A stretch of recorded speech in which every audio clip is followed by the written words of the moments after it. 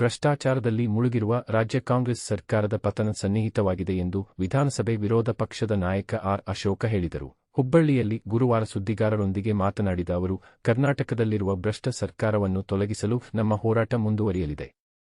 ಜಿಲ್ಲೆ ಹಾಗೂ ತಾಲೂಕು ಮಟ್ಟದಲ್ಲೂ ಹೋರಾಟ ನಡೆಸುತ್ತೇವೆ. ಸರ್ಕಾರದ ತಪ್ಪುಗಳನ್ನು ಜನರಿಗೆ ತಿಳಿಸುವುದು ವಿರೋಧ ಪಕ್ಷದ ಕರ್ತವ್ಯವಾಗಿದೆ. ಆ ಕೆಲಸ ನಿರಂತರವಾಗಿ ಇರಲಿದೆ. ಕಾಂಗ್ರೆಸ್ ಸರ್ಕಾರ ಭ್ರಷ್ಟಾಚಾರದಲ್ಲಿ ಮುಳುಗಿದೆ ಎಂದು ಇಡೀ ದೇಶಕ್ಕೆ ಗೊತ್ತಾಗಿದೆ ಎಂದು ಟೀಕಿಸಿದರು. ಇನ್ನು 12 ದಿನಗಳಲ್ಲಿ ರಾಜ್ಯದಲ್ಲಿ ಬಿಜೆಪಿ ಸದಸ್ಯತ್ವ 1 ಕೋಟಿ ಗುರಿ ಮುಟ್ಟಬೇಕಿದೆ. ಈ ಸಂಬಂಧ ಇಂದು ಪಕ್ಷದ ಪ್ರಧಾನ ಕಾರ್ಯದರ್ಶಿ ಪಿ. ರಾಜೀವ ಅವರೊಂದಿಗೆ ಹುಬ್ಬಳ್ಳಿಯಲ್ಲಿ 4 ಜಿಲ್ಲೆಗಳ ಸಭೆ ನಡೆಸಿದ್ದೇವೆ. ನಮ್ಮ ಪಕ್ಷಕ್ಕೆ ಕಾರ್ಯಕರ್ತರೇ ಜೀವಾಳ. ಬೇರೆ ಪಕ್ಷಗಳಿಗೆ ಅವರ ಕುಟುಂಬವೇ ಜೀವಾಳ. ಮುಂದೆ ಬರುವ ಚುನಾವಣೆಯಲ್ಲಿ ಬಿಜೆಪಿಗೆ ಗೆಲ್ಲುವ ಅವಕಾಶವಿದೆ. ಆ ದೃಷ್ಟಿಯಿಂದ ಸದಸ್ಯತ್ವ ಅಭಿಯಾನವನ್ನು ಗಂಭೀರವಾಗಿ ಪರಿಗಣಿಸಿದ್ದೇವೆ ಎಂದು ಹೇಳಿದರು. ಇವತ್ತು ನಾನು ನಮ್ಮ ಜನರಲ್ ಸೆಕ್ರೆಟರಿ ರಾಜೀವ್ ಅವರು ಇಡೀ ದೇಶದಲ್ಲಿ ಸದಸ್ಯತ್ವ ಅಭಿಯಾನ ಮಾಡಿದೆ. ನಾವು ಕೂಡ 1 ಕೋಟಿಗೂ ಮೇಲ್ಪಟ್ಟು ಸದಸ್ಯರು ಮಾಡಬೇಕು. ಆ ದೃಷ್ಟಿಯಿಂದ ನಾನು ಈ ಒಂದು 4 ಜಿಲ್ಲೆಗಳಿಗೆ ಸಂಬಂಧಪಟ್ಟಂಥ ಒಂದು ಸಭೆಯನ್ನು ಇವತ್ತು ನಾವು ಮಾಡಿದ್ದೀರಿ.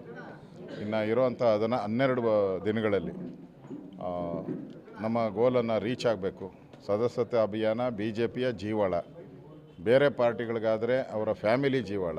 ನಮಗೆ BJPಗೆ ಕಾರ್ಯಕರ್ತರೇ ಜೀವಾಳ, ಮೆಂಬರ್ಶಿಪ್ಪೇ ಜೀವಾಳ. ಆ ದೃಷ್ಟಿಯಿಂದ ಇವತ್ತು ಕರ್ನಾಟಕದಲ್ಲಿರುವಂಥ ಕಾಂಗ್ರೆಸ್ ಸರ್ಕಾರ ಒಂದು ಭ್ರಷ್ಟಾಚಾರದಲ್ಲಿ ಮುಳುಗಿ ಇನ್ಯಾವಾಗೋ ಬೀಳುತ್ತೆ ಆ ಪರಿಸ್ಥಿತಿ ಬಂದಿದೆ. ಅದರಿಂದ BJP ಮೆಂಬರ್ಶಿಪ್ ಮಾಡೋ ಮುಖಾಂತರ ಮುಂದೆ ಬರುವಂಥ ಚುನಾವಣೆಯಲ್ಲಿ ನಾವು ಗೆಲ್ಲುವಂಥ ಒಂದು ವಾತಾವರಣ ಬರುತ್ತೆ. ಅದಕ್ಕೆ ಮೆಂಬರ್ಶಿಪ್ ಮಾಡಿ ಅಂತ ಹೇಳಿದ್ದೆ. ತಮ್ಮೇಲೆ ಗಂಭೀರ ಆರೋಪ ಬಂದಿದೆ ಭೂ ಕಬಳಿಕೆ ಬಗ್ಗೆ. ಬೆಳಗ್ಗೆ ಪ್ರೆಸ್ ಮೀಟ್ ಮಾಡಿದ್ದಾರೆ. ಏನಾದರೂ ಹೋರಾಟ ಮಾಡ್ತಾರೆ, ಇದಕ್ಕೆ ರಿವೆಂಜ್ ಪೊಲಿಟಿಕ್ಸ್ ಮಾಡ್ತಾ ಇದ್ದಾರೆ? ಇಲ್ಲ ನೋಡಿ, ಅವ್ರು ಏನೇ ರಿವೆಂಜ್ ಮಾಡಿದ್ರು ನಾನಂತೂ ರೆಡಿ ಇದ್ದೀನಿ. ಆತ್ಮಸಾಕ್ಷಿ ಹೇಳಿದ್ದಾರೆ. ನಾನು ಆತ್ಮಸಾಕ್ಷಿ ಪ್ರಕಾರ ನಾನು ರಾಜೀನಾಮೆ ಕೊಡೋಕ್ಕೆ ಸಿದ್ಧ ಇದ್ದೀನಿ. ನೀವು ಕೊಡ್ತೀರಾ ಅಂತ ಕೇಳಿದ್ದೀನಿ. ನಾನು ರಿಯಾಕ್ಷನ್ ಇಲ್ಲ. ಮುಂದೆ ಇಡೀ ರಾಜ್ಯಾದ್ಯಂತ ಹೋರಾಟವನ್ನು ನಾವು ಮಾಡ್ತಾಯಿದ್ದೀರಿ. ಜಿಲ್ಲೆಗಳಲ್ಲೂ ಹೋರಾಟ ಮಾಡ್ತೀರಿ. ನಮ್ಮ ಉದ್ದೇಶ ಇರ್ತಕ್ಕಂಥದ್ದು ಕರ್ನಾಟಕದಲ್ಲಿರುವಂಥ ಭ್ರಷ್ಟ ಸರ್ಕಾರ ತೊಲಗಬೇಕು. ಅಲ್ಲಿವರೆಗೂ ನಾವು ಹೋರಾಟವನ್ನು ಮುಂದುವರಿಸ್ತೀರಿ. ನಮ್ಮ ವಿರೋಧ ಪಕ್ಷವಾಗಿ ನಮ್ಮ ಕರ್ತವ್ಯ ಏನಿದೆ, ಸರ್ಕಾರದ ತಪ್ಪುಗಳನ್ನು ಅದನ್ನು ಹೇಳುವಂಥ ಕೆಲಸ ಮಾಡ್ತೀರಿ. ಇಡೀ ದೇಶಕ್ಕೆ ಗೊತ್ತಾಗಿದೆ ಕರ್ನಾಟಕದಲ್ಲಿರುವಂಥ ಸರ್ಕಾರ ಭ್ರಷ್ಟಾಚಾರದಲ್ಲಿ ಮುಳುಗಿದೆ ಅಂತ. ಈ ಸರ್ಕಾರ ತೊಲಗೋವರೆಗೂ ನಮ್ಮ ಹೋರಾಟ ನಿರಂತರ.